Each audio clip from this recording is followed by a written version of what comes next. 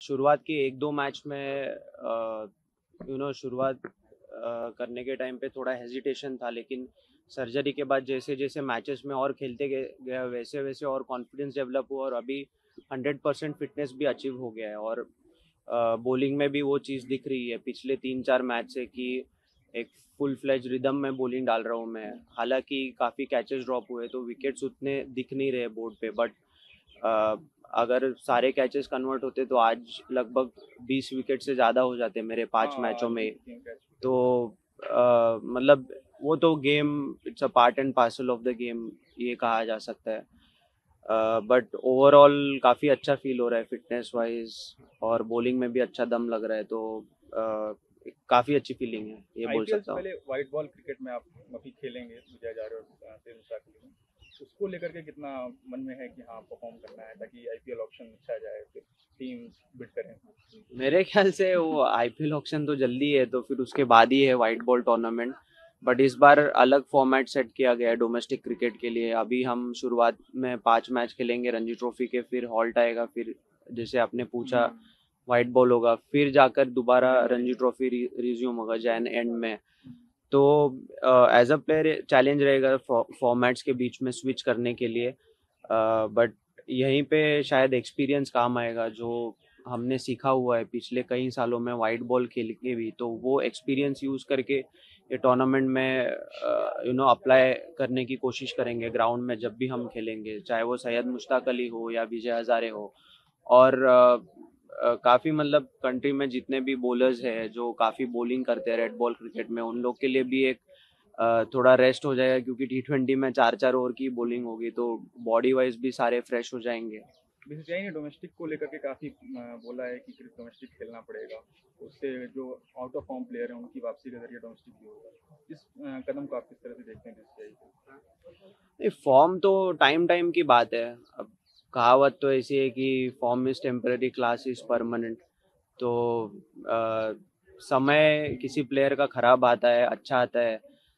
अगर आप डोमेस्टिक भी खेल रहे हो, इंटरनेशनल भी खेल रहे हो, अगर आपका समय अगर खराब है तो वो खराब ही है। आप चाहे कुछ भी कर लो, अगर किसी के रन नहीं बन रहे नहीं बनेंगे, किसी को विकेट नहीं मिल रहे तो नहीं मिलेंगे, वो वैसे ही चलते आता है। बट इम्पोर्टेंट है कि हम गेम को कैसे रीड करते हैं, सिचुएशन कितना जल्दी समझ पाते हैं, और उस सिचुएशन के हिसाब से हम कैसे बैटिंग बॉलिंग करते हैं, हम खुद को कैसे एक्सप्रेस करते हैं ग्राउंड पे, तो वो सारी चीज़ें मायने रखती है मेरे ख्याल से। शार्दुल, पिछली बार जैसे बीजीटी में आप हीरो रहे थे, इस बार का जैसे बॉलिंग लाइनअप है, आप उस बारे में क्या कहोगे? पिछली बार जितना बैलेंस है, इस बार का बॉलिंग लाइनअप इंडिया का?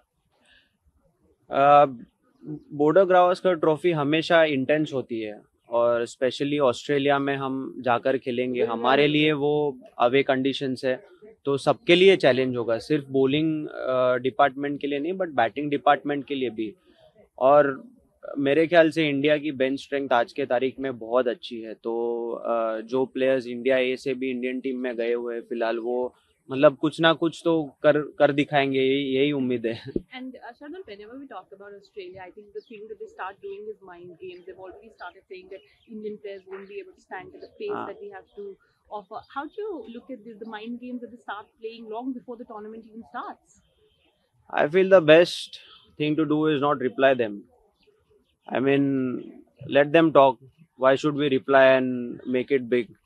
Don't give them anything to catch on, and then let's see how much they talk. I would do that if that happened to me. अगर शार्दुल जो बॉलर स्क्वाड गया है हॉकी के लिए वो काफ़ी नए हैं, तो उनको क्या एडवाइस देना चाहेंगे कि आप तो बहुत सीनियर हैं और आप भी खेलेंगे? एडवाइस मैं क्या दूँ, वहाँ पे बुमराह है, कोचेस है, तो वो ज़्यादा बता पाएंगे वहाँ पे।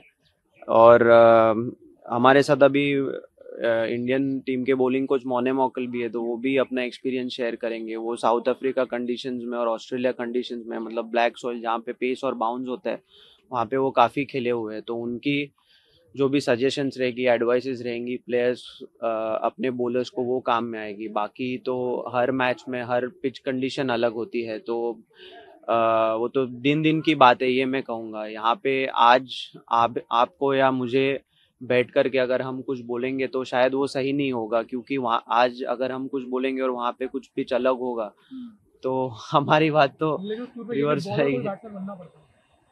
हाँ बिल्कुल, मेरे ख्याल से नीचे जब भी हमारे बैटिंग लाइनअप के बाद जो भी टेलेंडर्स आते हैं या जो बॉलर्स भी आते हैं जो बैटिंग कर पाते हैं, वो जितना कंट्रीब्यूट करेंगे उतना टीम के लिए अच्छा है। काफी बार हम देखते हैं कि अगर टीम 300 रन करने वाली है, वही 350 पौने 400 लग जाते हैं, तो प्रेशर बनता है सामने वाली टीम पे भी कि अरे टेल ने भी 70-80-100 रन जोड़ दिए, जो कि ऑस्ट्रेलिया टीम भी करते आ रही थी। मिचेल स्टार्क, पैट कमिंस, वो लोग नीचे आकर के उतने रन जोड़ते थे। कोई एक बैट्समैन सामने खेल रहा हो तो उसके साथ पार्टनरशिप बनाते थे।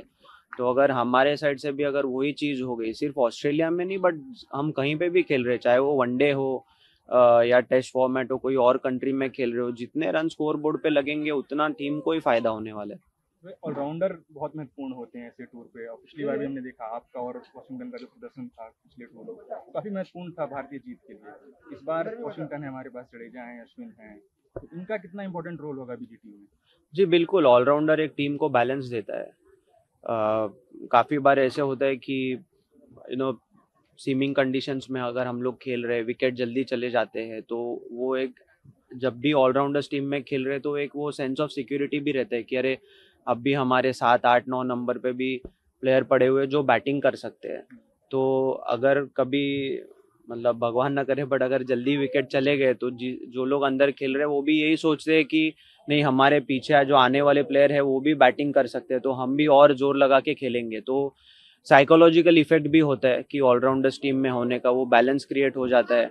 और जैसे मैंने कहा कि मतलब मैं हमेशा एक चीज़ पे स्ट्रेस करता हूँ कि कोई भी आप कंट्रीब्यूशन करो, चाहे वो बैटिंग में हो, फील्डिंग में हो या बॉलिंग में हो, वो टीम को जिताने में काम आती है। और जब भी मैं एज अ प्लेयर खेलता हूँ तो मैं वही सोच रख करके खेलता हूँ। चैंपियंस ट्रॉफी को लेके काफी वो चल रहा है कि आपको लगता है कि इंडिया को जाना चाहिए, पाकिस्तान जाना चाहिए हमें चैंपियंस ट्रॉफी के लिए? वो तो अभी बोर्ड का और गवर्नमेंट का कॉल है, हम कैसे कमेंट कर सकते हैं उसके ऊपर। विराट रोहित का फॉर्म एक कंसर्न रहा है भारतीय टीम के लिए।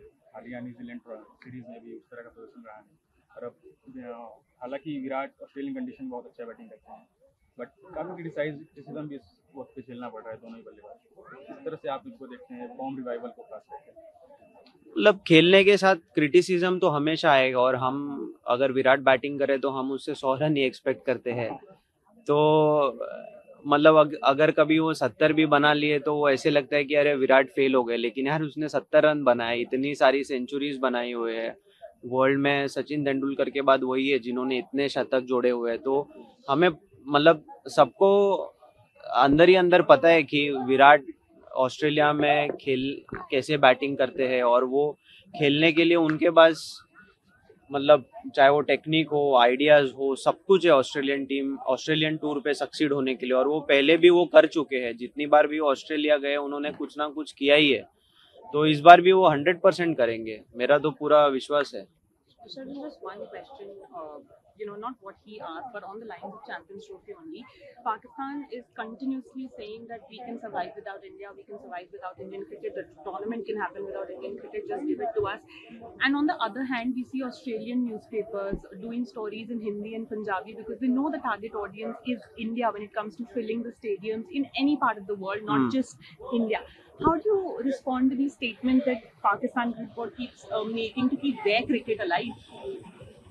Like I said, it's none of my concern, and honestly, I am not qualified to make statements on that matter. I wish someday I can be in the deciding position, but it's not anytime soon. Right now, I'm just a player, so I also get the news, and sometimes we are also confused what's going to happen ahead. So yeah, but shifting the focus back to cricket, after the BGT, there's Champions Trophy which is coming up, like you said. So all in all, there's a packed upcoming schedule for the Indian team. आखिरी सवाल मसादुल भाई, काफी समय से team से बाहर भी हैं, कुछ कम्युनिकेशन हुई बीसीसीआई की तरफ से टीम में वापसी को लेकर के, रेड बॉल या वाइट बॉल?